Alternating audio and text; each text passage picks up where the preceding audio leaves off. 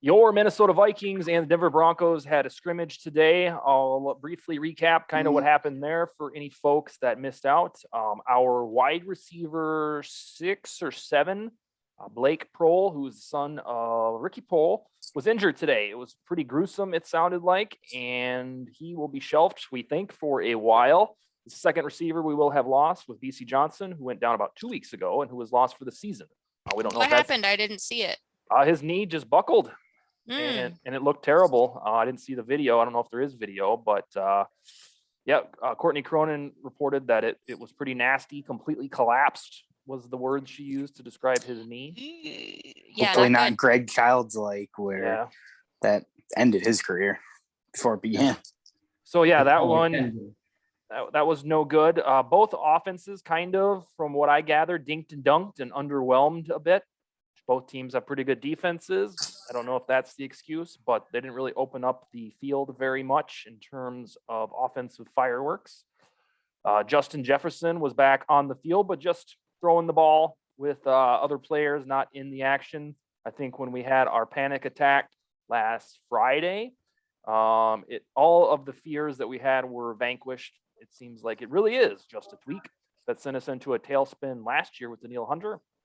And the final takeaway is that the defense was wonderful, particularly the interior defensive line with Tomlinson and Pierce. Now, the secondary, I guess I should have spoke too soon, wasn't too staunch from what I gathered, but the defensive line was hitting on all cylinders. So that is a recap of today's event. Sally, were you going to jump in? They said that I think I read the cornerbacks had some penalties.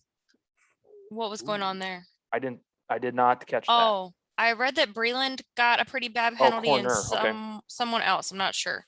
Well, that would be his MO. That's what the one knock on Breland's game is, that he's physical to a fault. Mm-hmm. So we might want to prepare for a little bit of that now that this is a segue. Thank you for the segue. He is the designated QB 1 or 2, depending on how you interpret the depth chart. And that is our first topic for the night. It's one of those things like, when this news drops that boom, the Vikings' first unofficial depth chart is there. For me, it's like holy grail of news. Oh, I got to see it. For the rest of the world, it's like, who cares? It's a depth chart. But that for a preseason game. yeah. Not just a depth chart, any depth chart. It gave us so many clues. So, So first preseason game of a 3-game slate too. Yeah. So. The takeaways from that are indeed Breland is the starting cornerback for a while. The weak side linebacker is Nick Vigil. The right defensive end is Stephen Weatherly, not DJ Wanham, who had a sweet week last week. Rashad Hill, for better or worse, will be the left tackle for a couple weeks. And then right guard belongs to Oli Udoh. And that's a little surprise considering we have what we think is a Herculean talent in Wyatt Davis. But enough of me talking. Danny, welcome to the show from Purple Pain Forums. What was your biggest surprise on this depth chart that fell out of the sky on us? Hey, Dustin, thanks for inviting me on the show. Heck yeah. I think the biggest surprise is definitely Oli Udoh over Dozier. Because it initially seemed like Dozier was getting penciled into that spot. He got a lot of reps with the ones, and Udoh he had moved to left tackle for part of one practice when Hill was out. He's been only rotating in with the ones at right guard. So I think it's really encouraging to see him penciled with the ones. Doesn't mean that he's going to be the starter, but he's not Dozier. I hear you. Bryant McKinnie, you never really had to sweat depth charts, I don't think, very much, especially on the Vikings, who you notoriously say didn't have a backup for you. But did the other guys, when a depth chart would hit, what was kind of the buzz in the locker room? I feel like when I was there, we kind of knew, for the most part, who was going to be in what positions. I mean, probably every once in a while, like Anthony Herrera ended up moving up on the depth chart and stuff like that. Okay. But for the most part, we kind of already knew. Like me, Matt Burke, we kind of knew who was going to be there for the most part, especially when they brought people in. But there still seemed like they're still moving people out of position. You said somebody played tackle, then right guard, and now he's the left guard. I wish they would just let people play their natural position and start getting backups and let the backups be the ones who can rotate instead of keep moving these starters to other positions. Let them play the position that they are used to playing or most comfortable playing or most dominant playing and stop moving them out of position. And that's the job of the backup to come in and kind of fill. Like those players 6, 7, and 8, they're the ones who are supposed to be able to kind of, we all call them the more you can do players who can play multiple positions, because that's when you come in and you just fill that little void instead of rotating and disorganizing the whole line. It's I don't like that. Do you think sorry, Dustin, do you think, Bryant, there's some merit to, like, obviously, take your case, for example, you were one of the best players on one of the greatest college football teams to ever play. So they knew what they were getting with you, but it seems like a lot of the guys we have now are either developmental guys or they don't have that defined spot. Do you think there's some merit in the fact that we're just going to try to coach up some guys and get the best out of them and try them out at different spots to see what fits? Because maybe they don't have a natural position and they're just, I feel like, but on film you've seen where they are succeeding better at, you know what I mean? Okay. So let them be there and focus on that, because you can't keep having somebody go from left side to right side. That's different hand. It's a lot of things that mentally you got to start now saying, oh, this play I got to do this. Like, it's a lot that's going on from a physical standpoint and a mental standpoint. So somebody can be overwhelmed, keep making them switch both sides of the line, like, you know what I mean? So it's like, if they are a better right guard, let them stay there instead of keep switching back and forth to left and right. Like, put somebody else, plug another person in that position where somebody is injured or whatever. I tend to agree with you, Bryant, A, because you know what you're talking about with your boots on the ground experience, and B, we have done what you've said, the inverse of putting guys, let's try them out here. And every year for at least since 2017, the offensive line pass protection has struggled. So I Bleav that you are correct. That I know the philosophy. They feel like they want to keep the better players on the field, so they feel like this person's a better player, whatever. But you got to kind of figure out. Are they just because they're the better player? Like, let them be the better player in the position, and just let somebody plug somebody in. Yeah. I hear you. Sally, on the depth chart release, was there anything that stood out that you'd like to speak on? Well, there's two things. The first thing is the wide receivers. WAP, 5th string, doesn't seem appropriate, but maybe he'll move up now that Prohl is out. And then I'm confused about the punt returner. I'd like to get you guys' thoughts on that, Abdullah. Oh, I think that is safe, the anti-fumble route, and I think Westbrook will take that before it's all said and done, but he's just not quite healthy yet. I think there's a lot of sizzle with what Osborne could potentially do, or Smith-Marset, but Zimmer has anxiety when it comes to special teams, and I don't think that he's willing to trust somebody after what happened last year. So I say Amir Abdallah is safe, unsexy, and voila. Oh, sorry, I mispronounced that. But has he returned punts? Oh, yeah. No. He used to be a speedster. I think he was primarily a kick returner, and like early in his career, he did do some punts. But yeah, I mean, he catches the ball, which is one. Yeah, I mean, it doesn't seem that different to me, but people act like it's a big difference. So that's why I was asking. I do think Zimmer, though, like, and perfect examples on that offensive line. And I know both Darrisaw and Wyatt Davis have had injuries, but just across the board, where whether it's offensive line or even secondary with Breland, like, Zimmer seems like the type of guy where when he puts out that unofficial depth chart, he does it kind of to send a message, because he doesn't give the young guys their due right away, but he makes them earn it. But I think in a lot of ways it lights a fire under them, because, like Trey Wayne's a perfect example, even though it took him maybe like a year or two before he kind of fell into good graces with them, he was never handed that job, even being the 14th pick. So it's whether it's right or wrong, I don't know if, Brian, if you've had coaches who it seems like they do that, where if you're a rookie, I don't care where you're drafted, you're not high up on the depth chart, or if you're a new guy coming in, you're gonna have to earn that spot. But I mean, do you have any experiences of guys that come in right away? Some people, like, say if it's a free agent, you pay him money, you're going to put him high on the depth chart. I can see with some of the rookies, they want to see, how they're doing training camp, so they might not start them right away. But they'll allow them, when the depth chart comes out too, that motivates some guys to try to work their way up as well. So we may see that during the training camp. But I think that some rookies, I'm not sure if they would put them up starter right away, unless like they're a first rounder or something.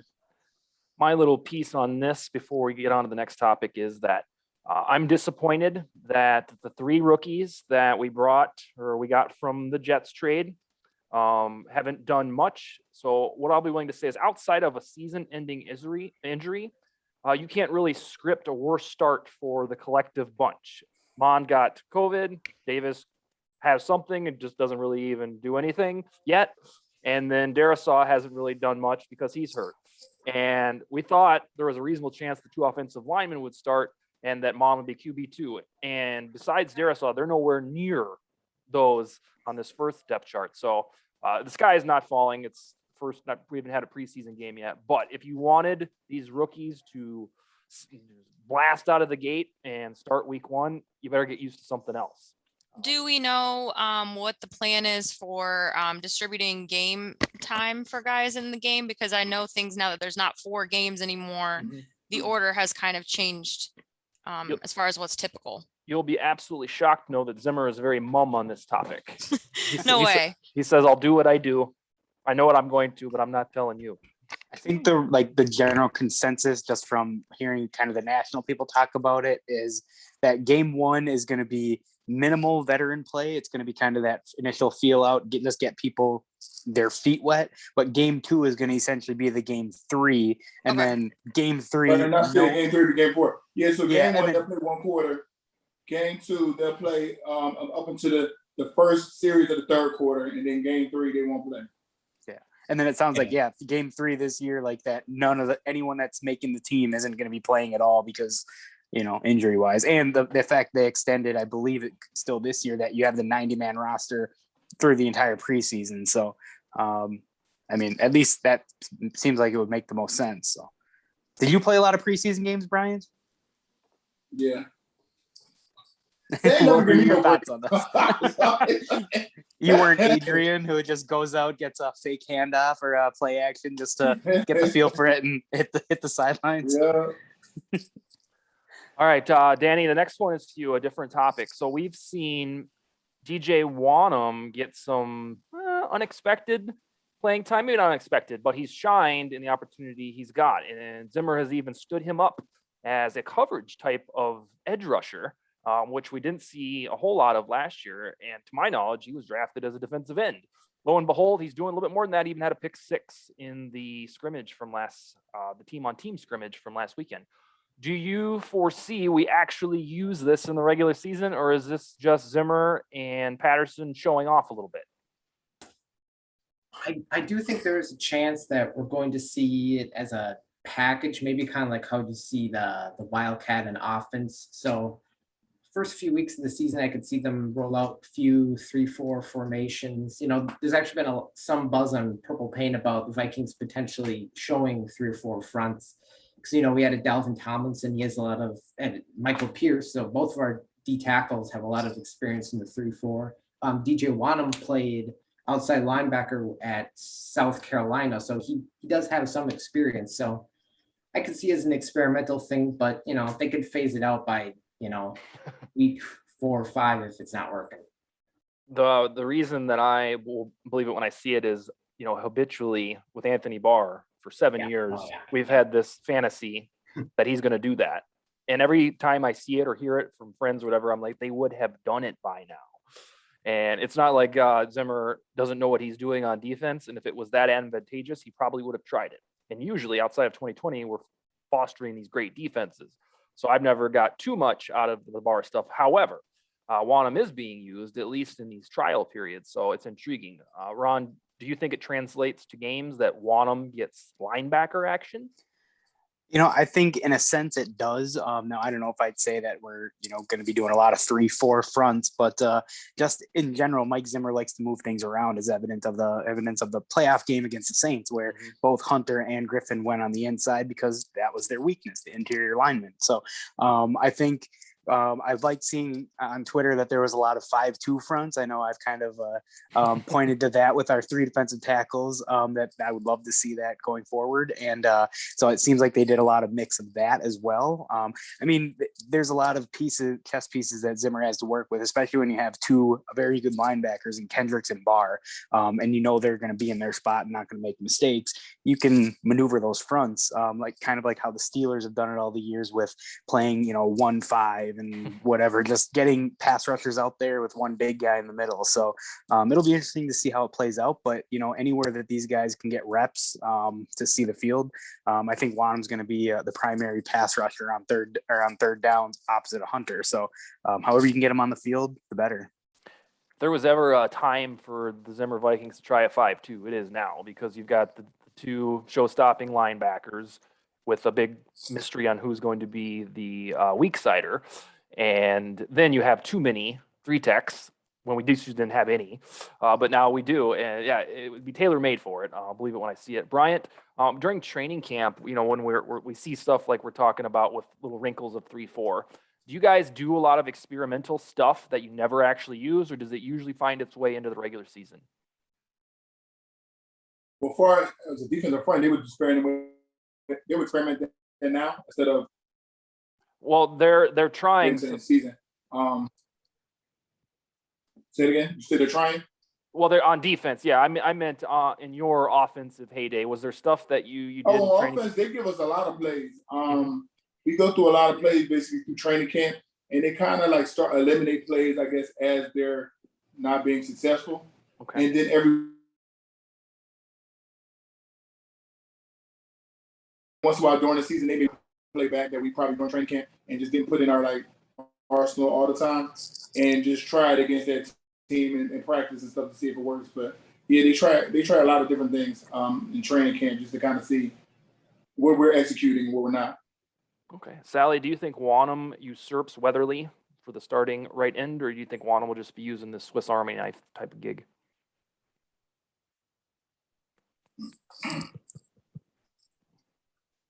Oh, I think she's not even on mute yet, but Sally, your audio went quiet. I don't know. There you They're go. back. Oh, it's back? Yep. Yeah. Oh, man. I'm going Swiss Army knife. You guys pretty much touched on all of it. I think it's inevitable that we see more of him. I know it's all just 2 weeks training camp, but he's doing stuff. And we don't have a bona fide Everson Griffin-like right defensive end. So I think that is a segue for Wanham to get more time than, if we would have signed Justin Houston or something like that. Our week 1 game that Sally will be going to against the Cincinnati Bengals is 1 month away, 1 month from tomorrow. And I wanted to go through some of the storylines that are in front of us. It's Zimmer's first game coaching at Cincinnati, where he spent 6 seasons as defensive coordinator. The Vikings will go up against Riley Reif, who was their left tackle last year. Now he's the left tackle for Joe Burrow and the Bengals. Mackenzie Alexander's played hopscotch between the teams. Now he's back with the Vikings, plays his old team. Trey Waynes left the Vikings, go to the Bengals. He'll see us for the first time as an opponent. So those are the little things, the fun things to watch for. And when I studied the schedule, a question came to my brain. I'll start with you, Ron. Do you consider week 1 a must-win, considering that we have the Cardinals, Seahawks, and Browns right after it? Now, I don't know if I'd say must win is the right phrase, because I feel like any week 1 you want to come out and you don't want to start behind the 8 ball going 0-1. Now, it is going to be a little more important to come out with a victory because of the schedule to follow. Like if you go to Cincinnati and lose, then you have to go to Arizona with, they're going to be a revamped team in a way. Obviously getting Rodney Hudson up front, that's going to help their offensive line, and Kyler Murray obviously showed his ability, and then getting JJ Watt if he's healthy on the defensive end. So it's going to be a tough game regardless. Any road game is, especially assuming there's capacity at stadiums. And then Seattle and Cleveland to follow that. So if you start off 0-1, you're going to have to scramble to, be 2-2 after 4.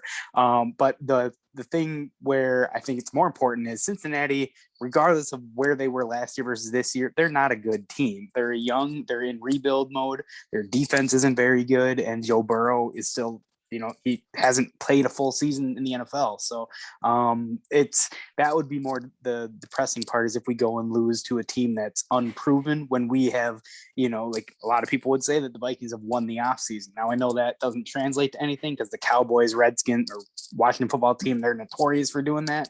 So winning the offseason means nothing. But based on where we were last year with having that potent offense with just a terrible defense, I think just getting the names in their spots to start, they should be better. So if it's a letdown week one, I think it could be in for a long. We could be in for a long season.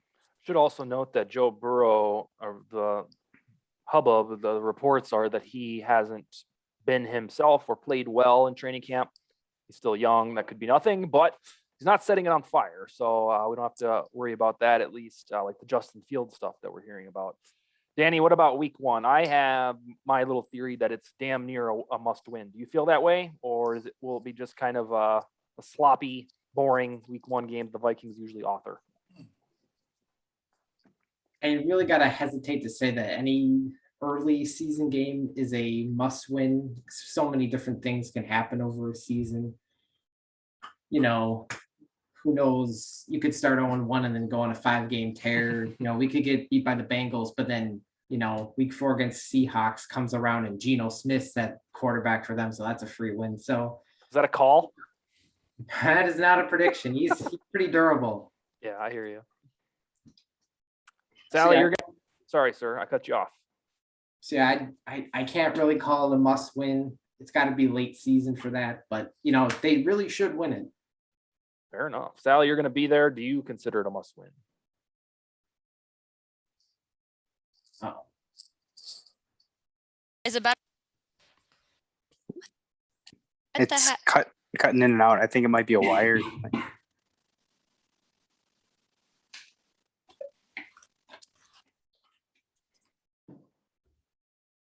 Technology these days.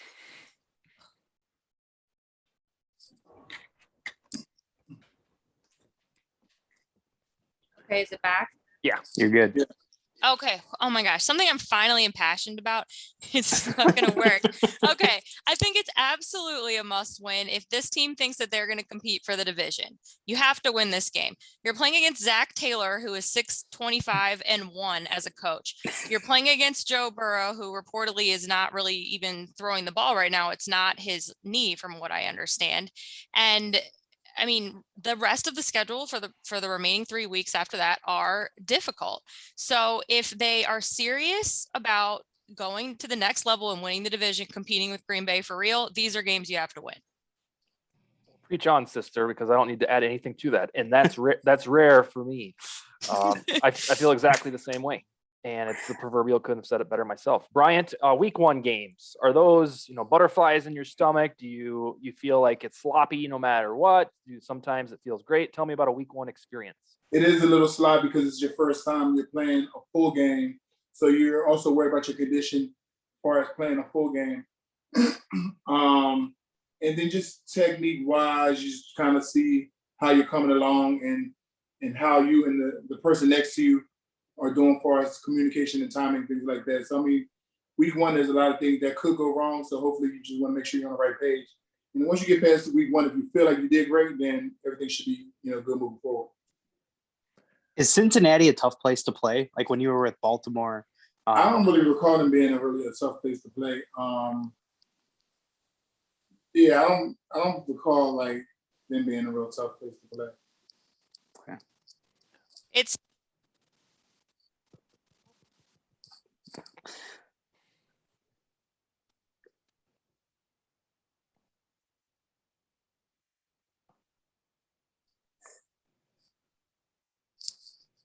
What is it? AirPods? It's I don't know. It's her headset. It's got to be Oh. some wire thing because it'll go and then it'll just cut out. That is weird. Oh, let's see. The next thing that I had, we can come back if you get the audio. Justin Jefferson on Friday was slammed to the turf after catching a pass, and he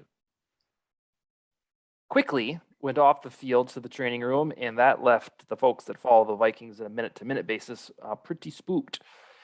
So everybody was panicked. We didn't know what it was, and it turns out it was essentially nothing. It's week to week. He'll be fine and ready. But that made me think for the panel here, Ron, would this team or this offense be dead in the water without Justin Jefferson? Now, I don't know if dead in the water, because, you've alluded to in a lot of your writings before, like Kirk has done well with subpar receivers, Washington, with Josh Doxson and, Deshaun Jackson, Pierre Garcon, well long in the tooth. So I don't think he needs the dynamic ability to be productive, but you do lose that dynamic element. And I think that would be, again, not devastating, but it would hurt, because now instead of being able to get a quick hitter and have like a short, 3-play, 4-play drive, now you're going to have those 12, 13, 14 play drives to just, get those chunks on the ground, and you're losing that big playability. So while it would hurt, yes. And, my heart definitely skipped a beat because I'm relying on him in my dynasty league. So I really don't want to see that happen. But I think we could make do with just our offensive system, the running game and multiple tight ends. And obviously Adam Thielen's still out there. So I don't want to see it. I'm glad that to see him throwing the football the way he is, like that shows that the range of motion is still there. So, we'll take a week at a time, but he better not wear pads the rest of the preseason. We've seen enough out of him. I agree on all of that. And I will add the same sentiment if it were to happen, if that did happen on that Friday, just the way that we felt when Dalvin Cook and Sam Bradford were lost in 2017. I was right there thinking, God, this is going to be a fun 6-10 remainder. And it was the polar opposite. They went on 8-game win streak after Cook was hurt. Figure that one out. It all started with that game at Chicago when Bradford looked like a 4-year-old, and Case came in and managed the game to victory that one. And then they were just gangbusters. So, Danny, the Super Bowl sizzle for me would probably be gone with Jefferson, but I don't think the team would suck. How much do you think the offense would be hindered without Jefferson if that would have been the doomsday scenario last week? It would take a pretty massive blow. You just imagine, right now your third receiver is KJ Osborne. You're supplant, he's going to maybe play 20% of snaps in a regular season game. You put him into 100%, then okay, maybe you have BB or Smith-Marset now playing the third receiver. That's a pretty big drop off. I think they would survive, but the offense's explosive potential would be down. Teams would be able to key in on Dalvin Cook and a running game a lot more. It would really hurt. I think that Travis Kelce, Irv Smith would have to start getting Travis Kelce like targets as well. Talking 120, 130, like obscene amounts of targets to compensate for Jefferson loss. And I don't think he would complain because we're all counting on a breakout season. Sally, is your audio back? Is it? Yes. Yeah. I pretty much agree with exactly everything Danny just said. Okay. And you about Irv Smith. Again, I think that they could survive, but it's going to be a lot more challenging. Did you recall what you were saying about Cincinnati before your audio went kaput? Oh, well, you guys were just asking if that was a tough place to play. And obviously I have no idea if it is or not, but I think it seems like there's a lot of Purple fans going there. And I would be surprised just from how many people I've talked to, if it's less than 50% Vikings fans, from what I can tell. So BMAC, on the notion of one player, arguably our best wide receiver, potentially being hurt, it's kind of moot now because he just has a AC sprain. What goes through your head as the left tackle when Moss gets hurt or Chris Carter gets hurt? Is it we're screwed, or is it just totally next man up? Well, I don't say we're screwed, but I feel like we're missing a big part of our offense. I do feel like that. And then I just kind of look back to see who's going to be next in line. And I always try to tell them that this is their opportunity to kind of get their shine on, make a name for themselves, while they present the opportunity. So, hopefully they do that. Sally, one of our rookies that was drafted is a running back named Kene Nwangu. mm-hmm. Closest I'll get to accuracy for the month of August. I'll have it down by regular season. He is fast. Madden even called him the second fastest player in football. Who'd have thunk it that we would find a dude like that? I've seen slight rumbles that he could be an upset RB2 instead of Madison, which would be strange because Madison never really underwhelmed besides goal line plays in Seattle. How do you think at all, if at all, Nwangu would be used in this offense at all? I don't know. I've been hearing that as well about Madison. I think that I don't think if it does happen, it's going to be very early on. Mm-hmm. However, if we have a COVID scare in that group, absolutely, he could shoot to number one very quickly. That'd be kind of like Mike Boonish too, because they're both fast, and I think Nwangu is even faster than Mike Boone, and we considered him, Flash. Speed's always fun, whether you're playing a video game, fantasy football, or flat out watching the games on Sundays. Speed is always fabulous. So now that we have the second fastest dude allegedly in the NFL, he better not sit there doing nothing. John Ross in Cincinnati could tell you all about that. Danny, do you think that our current RB4, Nwangu, will get any rotation in the offense? I really don't think so. I was pretty high on Mike Boone. He always played well in the preseason, but he got like 15 touches a season, so I don't think so. They might come up with a few jet sweeps for him. I'm kind of hoping he makes the team as the third running back over Abdullah. So we'll see. Ron, your take on Nwangu, if you can say that yet. I'm still not going to try because it's just one of those tongue twisters for me. So now in terms of if he can usurp Madison as the second guy, I will say partially yes, but with a caveat. So assume if Dalvin Cook were to ever get hurt, which God forbid that happens, I think Madison is the starter. But whereas Kene, or however his name is, again, I'm not going to try it because this won't be good, where he could potentially see more action with the offense because of that dynamic ability that he has with the speed. I don't know about his receiving ability, but just imagine a guy like Matt Breida for years when he kind of came out of nowhere in San Francisco, just that blazing fast. You use him out of the backfield, get the ball in his hands a couple times a game and see what happens. So he may get some opportunities in that regard, but it's not to say that he's overtaken Madison, but it's just he's a different style of runner that where Madison is very similar to Dalvin in his running style, where if Dalvin's going to be on there as much as he can. So if you're looking for a guy to just spell him, it'll kind of be like Jet McKinnon back in the day with Adrian, where you just bring him in and because you know that he's dynamic. So we'll see how it plays out. I do get the feeling that he will get that RB3 spot, and I think we'll only keep 3 running backs. I think Abdullah at this point is that veteran guy to kind of go into the season, and if they can prove that someone can return kicks and punts, at least catch the ball and not put it on the ground, I think Abdullah's time will unfortunately be through here. On the way that Nwangu has looked the part, at least from a speed perspective, I've wanted to write about this, but it feels like I'm unnecessarily stirring the pot because it's not based on any leaks or anything. But I really feel that if we have any tradable players on this team, it would be Alexander Madison. If we indeed need an emergency offensive lineman because they realized in these preseason games that it's poop once again, I think Madison would be the only real tradable commodity, and he wouldn't even fetch, that much, maybe a 5th rounder or something like the 4th rounder if somebody was panicking.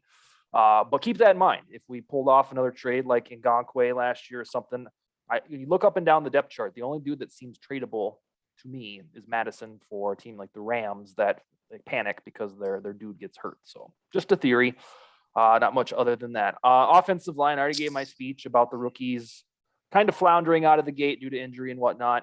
But we are where we are with the offensive line. Rashad Hill is the LT. So 2 dudes in Udo and Hill, career backups to date, surprise, surprise, are starting on a Vikings offensive line, arguably out of natural positions. So here we are. We're doing this again. Danny, are you spooked? Is the combination of Hill and Udo better than Reef and Dozier? I don't think so. Spooked, no. Disappointed, yes. I was thinking number one goal of the offseason, sign a veteran offensive lineman and then supplement that with rookies. You know, we did that at corner last year. We relied on Mike Hughes, Holton Hill, and okay, we'll add Gladney and Dantzler. Well, look where that got us. And now I feel like we're doing the same thing on the offensive line. You know, we don't have a single veteran offensive lineman with anything higher than a minimum contract. So, you know, I think Riley Reef played really well last year, and it's a sizable downgrade. I think Hill's a passable backup, but, you know, I'm hoping Raun will be ready, you know, what, week 5, week 6 to step in? BMAC, if a left tackle drafted out of the first round, the guy we talked to, Christian Raun Sawh, if he's been banged up and not really getting first team reps, is it too late in the business here, 1 month from week 1, for him to rise to start week 1? No. No, he still has time. He still got just first preseason, but then he still has more training camp to prove himself and 2 more of the preseason games after this first one. So he still has time. Okay. Sally, I know that you've been frustrated with the offensive line, like most of us, for how many years? Do you think this is here we go again? I'm trying not to be so pessimistic and feel like, and you know, do my sky is falling bit like I did for 10 minutes with Justin Jefferson already this year. But I feel very uneasy about it. Yeah. Yeah, it's just a little bit rosier of a game plan, but it's the same thing. We just have this, I guess, light at the end of the tunnel that Udo is not Dozier, therefore it's not going to be that bad. But I don't get that. Yeah, all of the excitement, if you want to call it that, on Udo is derived from playing against his own team. So that's why I you could probably hear it in my voice that I was really excited about Raun Sawh and Davis to be the homegrown offensive line, and it will be. I just wanted it earlier so they could start to grow up together in the first month and then be ready for, you know, prime time. Well, Kirk did say he wants to run more this year, so he may get his wish. Yeah, but running backwards isn't going to help. So. Oh, and we all know that he has the best pocket presence. So yeah, he better start running. Ron, are you rolling your eyes at this temporary solution? So, I mean, maybe one eye, I guess, because the Raun Sawh one is starting to concern me a little more, just because you would have hoped to see him as a more active participant to this point. And we knew that he had the off-season surgery and stuff, so that's not alarming. But it's also, you need that ramp up time to kind of, at least for a rookie under Zim, it seems like you need to prove yourself. So I think week 1 is out of the question, and it could go either way. Like, we shouldn't need him because Cincinnati doesn't have, they don't have edge rushers. I know they signed like Hendrickson from the Saints, but let's be real. How many of his sacks just were like situational sacks? Like, he's not a Danielle Hunter at all. So the defense of the Bengals don't worry me at all, but so I don't think we need those guys, but it'd be nice to see them go out there, get their feet wet in an NFL setting on the road, and, you know, play real football and then grow some of that confidence to start. So that's the part where it's concerning me, because now if he misses week 1, I don't know if you can put him out there week 2, because now you're going up against JJ Watt and Chandler Jones. So if you're a rookie making your first start and that's who you have to go up against, and don't forget about, the other guy, like, they have a solid team with Isaiah Simmons on the outside, or as a linebacker, does a lot for that team. So then if you don't see him week 2, now is it week 3 against Seattle? Now Seattle typically doesn't have a good D line, so maybe that's fine. But I think the first 2 weeks of the season are questionable at this point. So we'll see what happens. Let's just hope they get healthy, and that when they hit the field, that they stay on the field. And that's all that really matters, I guess. Be careful who you say that Bengals thing to about the defense, because I tweeted very innocently that if the Vikings keep Cousins upright week 1, we really won't know if the offensive line is better or if it was just the Bengals defensive line. And then I got about 4 replies that said, "You don't know anything about this Bengals defensive line." And they gave me these names as if it was supposed to be a big mic drop. And I was like, those names prove my point, sir. I don't know. I know who they are, but the general population doesn't. Just because you threw a lot of money at Hendrickson doesn't mean that, like, it's worth it. You know what, Dustin? I was actually just looking at the Bengals defense today. And I was sorting by sacks. Their leading sacker had a 5.5, and I think the next closest might have started with the number 2. Well, we So- can't say much because That of our sounds like team us. last year. Our leader didn't end up end up the year on our team. So, well, yeah, touche. Yeah. but none of those guys are coming back this year. So that's different. We did something about it, and we have a credo of sacking the quarterback, and I'm going to venture out that the reason that that didn't happen is because we were without Hunter and Griffin, so we patchworked the thing together, and it underwhelmed, and that's part of the reason this is a make or break season. And lastly, before we move on to Sally's human interest segment, Ron, it must peeve you a little bit that Slater looks really sweet out in Los Angeles, because that was the guy that you wanted hell or high water, at least in one of our mock drafts together. Yeah, I mean, he definitely was, but I didn't think he was going to make it to 13. That was one that I would trade up and get him if that's who you identify. I mean, we'll be hearing about it for years from Chargers fans about how great Justin Herbert is, and everything. So, but good for him. Like, I want to see him do well. Like, obviously his dad played for the Timberwolves way back when. So, like, I've known the name for a while. So, I mean, yeah, good for them if they found a gem to be their franchise left tackle, a la Bryant McKinnie. Great, good for them. Hopefully it works out on our end too, but it would be a lot different if we passed on him for someone else, or we traded down when he was available. Then you'd be hearing me talk about it, because I think that would have been a blunder, but we didn't have a chance at him. That's another one you got to look out for, those Charger fans. Man, they swarm like hornets too, and it's strange. Yeah. They're about as new as those jerseys that they have. So, Sally, what's on tap for our human interest segment? So I'm wondering, is there someone that comes to mind, a player that you were really, really rooting for during camp to make the roster, one way or the other, but that you just really took a liking to, a special person? Oh my. If you guys don't have one, I can tell you mine. So 2013, I had this like almost unhealthy obsession with Joe Webb making the roster as a wide receiver. I do not know where it came from, but I was like obsessed with it. And he made it. Every year there's dudes that I like. You guys have talked about WAP and everything that I think would be neat if they made the squad, and they don't. The one that comes to mind, even though it doesn't really fit, is because I thought Corin Robinson back in the day, because I thought he was a good wide receiver. I hoped that he had been more. He was one that I just hung on for forever, waiting for this humongous breakout. And we were still really infatuated with wide receivers at the time, and I was young. So that one, when he just kind of fizzled out with his DUI stuff and all that, that was one where I had high hopes for, and he was decent. McKinney, what about you? Is there players that you grow close to in training camp, and then sometimes they just get cut and then sayonara? Yeah, there's definitely people who I was kind of close to that I was rooting for. Like Weldy, always rooted for him.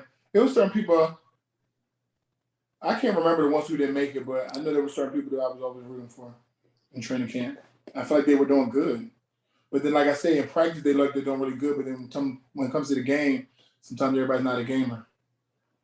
Danny, what about you? Well, if Kyle Sloter doesn't count. He counts. Well, Justin Fields North.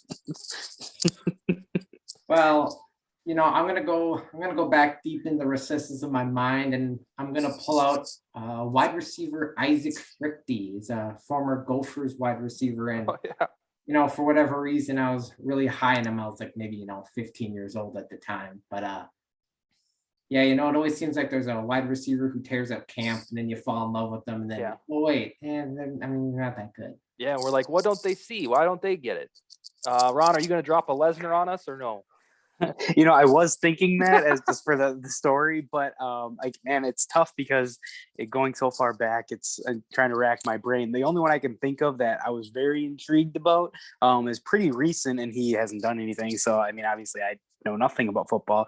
Bucky Hodges, just because when we got him, and he's a 6'6", 250-pound tight end that's blazing fast. So really, he reminds me a lot of what Logan Thomas is now. Like Logan Thomas, Virginia Tech, was a quarterback there, and then he transitioned to tight end in Arizona, and now he's like the dude's a Pro Bowl tight end, like at age 30. So I was kind of hoping that for a third tight end at the time to bring him in and be like, hey, we're looking for that downfield field stretching tight end, big body guy, but clearly he wasn't very good. And I know he was taking shots at Vikings on Twitter in the past. And when Kyle Rudolph had said that, we've tried that before, taking field stretching tight ends, and it didn't work out. And he took it as a direct shot at himself and started running his mouth. But that's really the only one I can think of that I really wanted to see, just because of the unique size that he had.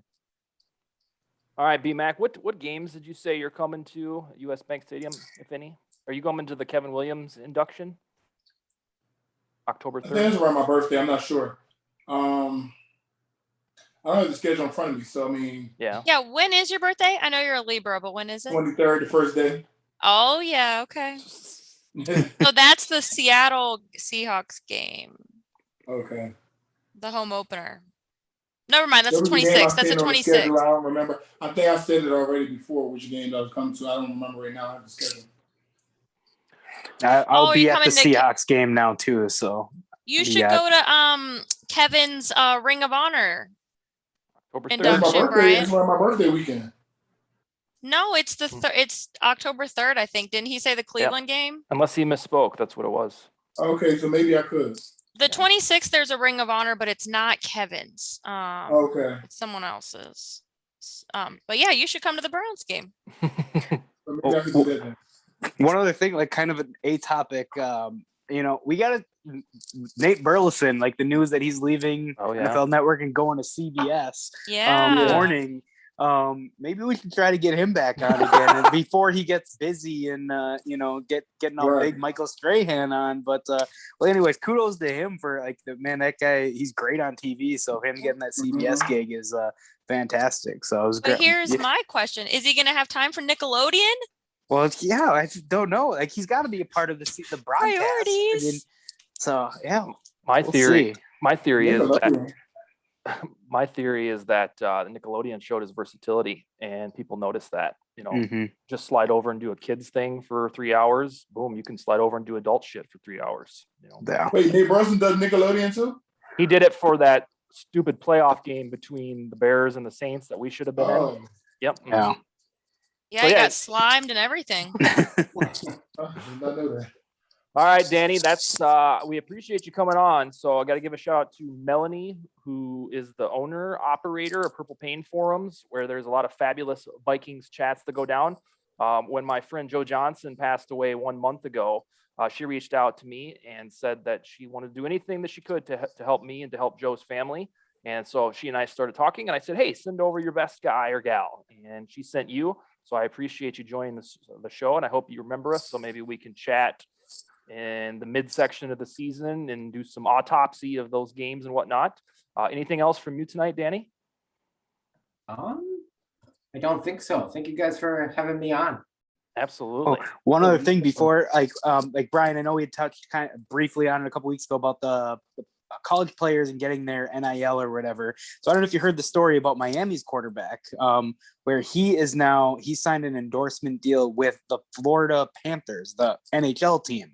Like, I don't know what all that entails, but it's a 7-figure thing where he signed it and he's going to be a spokesperson or something. I don't know. Is the quarterback of Miami coming in? Is he anything to keep an eye on for his NFL prospects, or is it just we did great last season for the team. So I know everybody's happy that he's back. He's coming off an injury, but they're happy he's back and looking forward to him having another great season. How odd is that the NHL, like the NHL team, wants to get a college kid in there to bring awareness to their team. I don't know. I guess I don't know what hockey in Miami Yes, is like. because he, I guess, is the team leader, and then the team, I think they went 9-3 or something last season. So they're doing pretty good. So they're looking for them to be better this season. And I feel like the University of Miami has a bigger following probably than The Panthers. team. So it's like we can start getting some of those guys come over. Maybe that'll help us out. Mm-hmm. Yeah, I just saw the story and I instantly thought of you. Figured I'd ask about it. So. All right. Well, that is all we have. Danny, thanks again, sir. We'll talk to you again in the future. Congrats to everybody on the panel for not bringing up vaccines. That was a big milestone. It shows you that it's going to the rear view mirror for a while. That's all we got. And Skol Vikings. All right, guys. We'll see you next Wednesday. Danny, again, appreciate it, sir. Yeah. Nice to meet you, Danny. Yep. Thanks, Danny. Thank you. Later. Bye, guys. Have a good one. Okay.